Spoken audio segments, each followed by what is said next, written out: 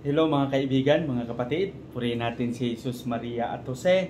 Narito na naman ang inyong lingkod, Father Bob, isang paring Karmelita. Kumusta naman kayong lahat? Kumusta naman ang inyong mga gawain? Kumusta naman ang inyong mga pinagkakaabalahan? Sana wag natin kalimutan na magpuri at magpasalamat palagi sa Panginoon sa lahat ng mga biyayang ating natatanggap. Amen? Ngayon ay linggo. Nasa ika-10 linggo na tayo sa karaniwang panahon. Ika-9 na araw sa buwan ng Hunyo. Tuloy-tuloy lang tayo sa ating mga pagninilay at pakinggan natin ng mabuti ang napakagandang mensahe na gustong ipaabot ng ating mga pagbasa, lalong-lalo na ng ating Ibanghilyo.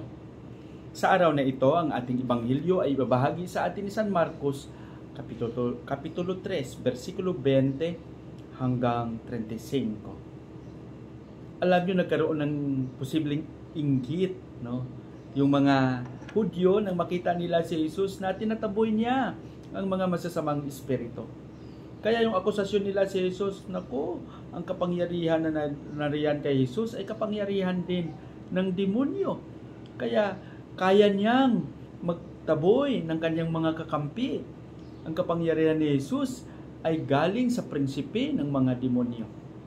Kaya nga sabi ni Jesus, paano ang isang demonyo magpalayas ng kanyang kapwa-demonyo? Sabi niya, ang mga demonyo ay hindi pwedeng mag-aaway-away. Kailangan magkakampi-kampiyan sila. So, ibig sabihin, gustong ipaabot ni Jesus na ang kapangyarihan na nasa kanya sa pagtaboy ng masasamang espiritu ay ang kapangyarihan ng kabutihan. At ito ang pag-aari ni Jesus. Kaya tayo bilang mananampalataya, bilang kanyang alagad, kung tayo ay gumagawa ng mabuti, kung ang ating paligid, ang ating espiritualidad, ang ating buong pagkatao ay mabuti, tayo ay pag-aari ni Jesus. Ang lahat ng kabutihan ay sa Kanya. Ang lahat ng Kanyang mga anak ay mga mabubuting tao.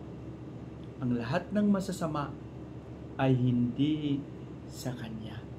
Hindi niya pinapayagan na ang mga masasama ang siyang maghari sa lipunan. Kung naghari man ito, dahil ito ay pinayagan at sinadyang gawin ng mga tao sa iba't ibang dahilan. Kaya mga kapatid, kung tayo ay gusto nating mapabilang sa pag-aari ni Jesus, kailangan magsikap tayo na maging mabuti palagi, na maging totoo, na magkarunong tayong magmahal, makinig, umunawa, tumulong, at magpapahalaga sa ating kapwa. Isipin natin palagi na kung ikaw ay mabuti, anak ka ni Jesus. Na kung ikaw ay mabuti, pag-aari ka ng Panginoon.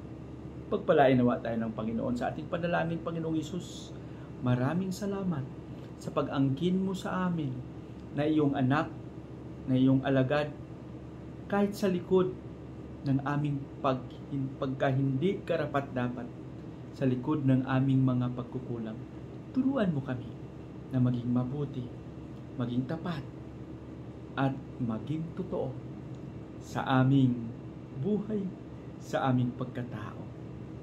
Amen.